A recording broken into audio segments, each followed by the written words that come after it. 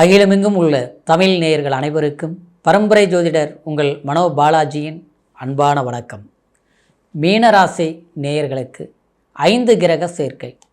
இந்த 5 கிரக சேர்க்கையினால் உங்களுடைய இந்த மீன ராசிக்கு எந்த மாதிரியான பலன்கள் இந்த 5 கிரகங்களும் நமக்கு கொடுக்க போகிறாங்க அப்படிங்கிறத பற்றி தாங்க இந்த பதிவில் இப்போ நம்ம பார்க்க போகிறோம். முதலாக பார்க்குறவங்களா இருந்தீங்கன்னா சப்ஸ்கிரைப் பண்ணி பெல் பட்டன் அழுத்தி ஆல் ஆப்ஷன் கொடுங்க. மீன ராசியில் பிறந்தவங்க, தன்மானத்துக்கு கட்டுப்பட்டவங்க, உயிருக்கு உயிராக ஒருத்தர் பழகிட்டிங்கன்னு வச்சிங்களேன், காலம் பூரா கடைசி வரைக்கும் அவங்களுக்காக எதையுமே விட்டு கொடுக்கக்கூடிய ஒரு மனசு உங்களுக்கு தாங்க. இன்னும் குறிப்பாக சொல்ல போனோம்னா சமுதாயத்து மேலே ரொம்ப ஈடுபாடு உங்களுக்கு அதிகமாக இருக்குது. சமுதாயங்கிறது நாம் மட்டும் நல்லா இருந்தால் பார்த்தாது, நம்மளை சுற்றி இருக்கிறவங்க நல்லா இருக்கணும், மற்றவங்களுக்கு நல்லதை சொல்லி கொடுக்கணும், அடுத்தவங்களுக்கு ஒரு உதவியாக இருக்கணும், நம் பின்னால் வர சன்னதிகளும் இதை அவங்க அனுபவிக்கணும்னு நினச்சி ஒரு நல்ல கோட்பாடோட வாழக்கூடியவங்க இந்த மீனராசிக்காரர். ஆனால் கடுமையான கஷ்டங்கள் படுறது யாருன்னு கேட்டாலும் மீனராசிக்காரர் தான். ஒருத்தர்கிட்ட பழகி காலம்பூரா அவங்ககிட்ட வேலை செஞ்சு அவங்களுக்குன்னே உழைச்சி நம்மளால் சம்பாதிக்கிறது அவங்க ஜாஸ்தி, ஆனால் நாம்புக்கு வர்றது கொஞ்சம், அதில் பார்த்தாலும் நமக்கு பத்தலை அப்படிங்கிற ஒரு கஷ்டமும் இந்த மாதிரி அனுபவிச்சுட்ருப்பீங்க. அப்புறம் எந்த இடத்துல ரொம்ப நம்பிக்கையின் பாத்திரமாக நீங்கள் இருக்கிறீங்களோ அந்த இடத்துல நிலைச்சிருக்க முடியாது.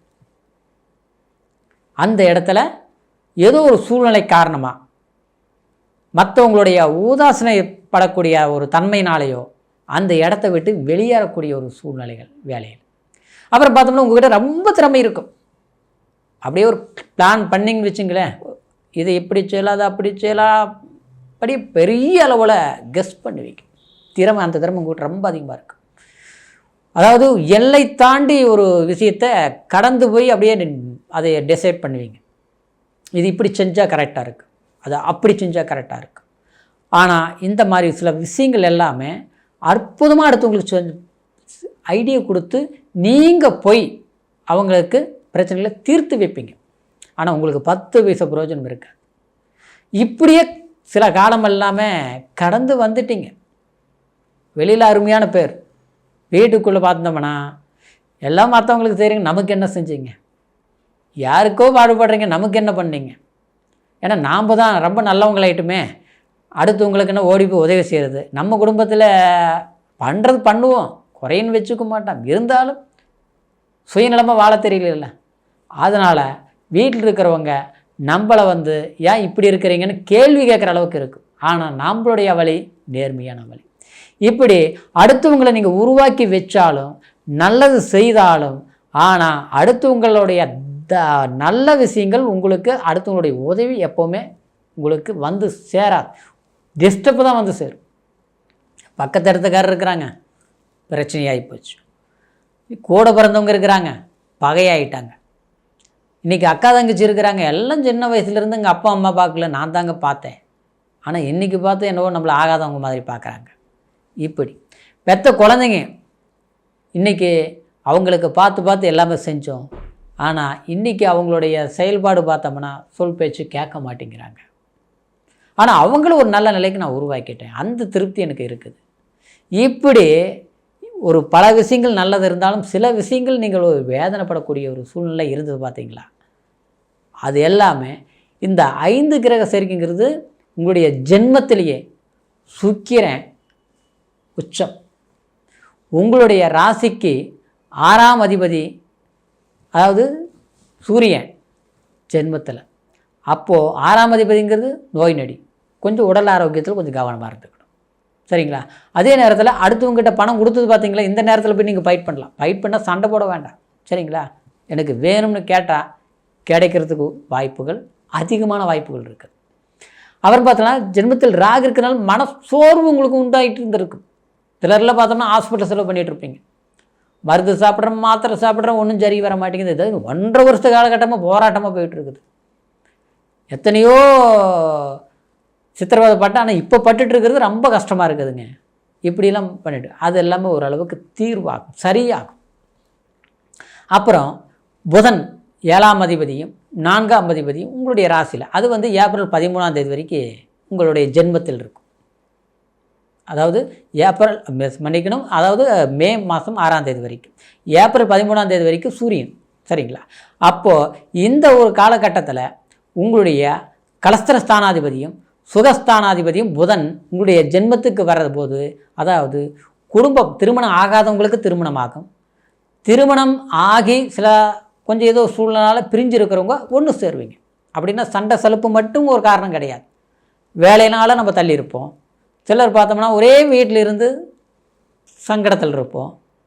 புரிஞ்சிக்க முடியாது தான். நம்ம ஏதாவது ஒன்று ஏதோ சம்மந்தம் இல்லாமல் ஒன்று பேசியிருப்போம், அதை வச்சுட்டு ஒரு கோவப்பட்டுட்டு இருப்பாங்க. அடிக்கடி அடித்த பிடிச்ச சங்கடங்கள் வர்றது இது எல்லாமே இருக்கும். சரியாயிடும். சரிங்களா? அப்புறம் இன்னொன்று பார்த்தோம்னா கூட்டாளிகள்னால நம்ம பணம் அவங்கக்கிட்ட போய் சிக்கிருச்சு, நம்ம பிஸ்னஸ் அவங்க வாங்கிட்டாங்க, நம்ம வெளியே வந்துட்டோம்.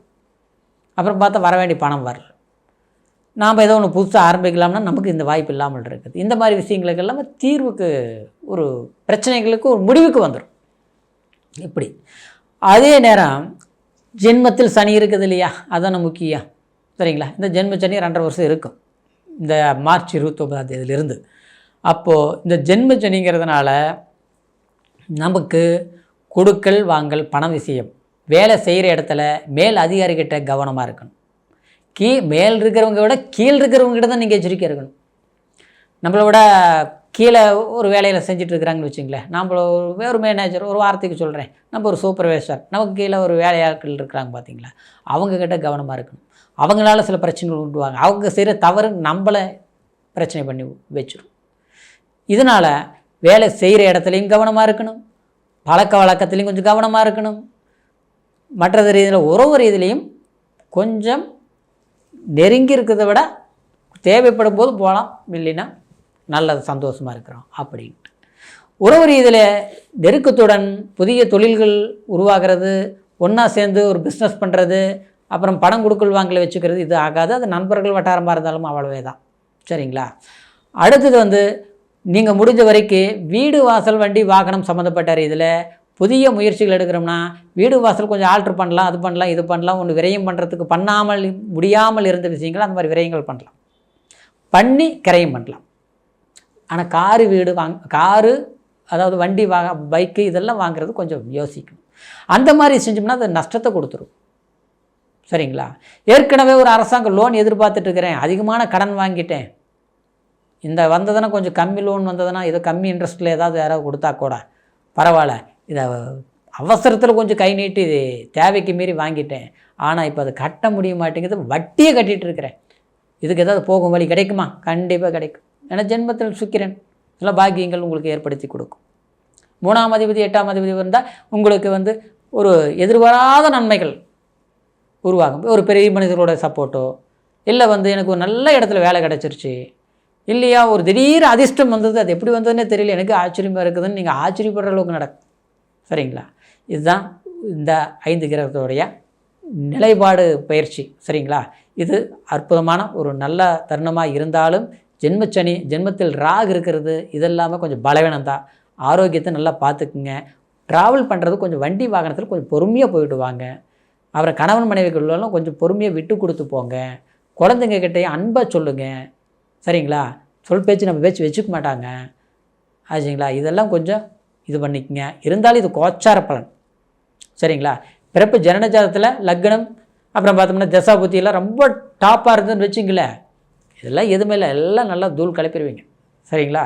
ஏன்னா உங்களுடைய தசா புத்தி சாதகமாக இருக்கணும். அதனால் உங்களுடைய ஜாதகத்தை ஒரு முறை பார்த்துக்குங்க.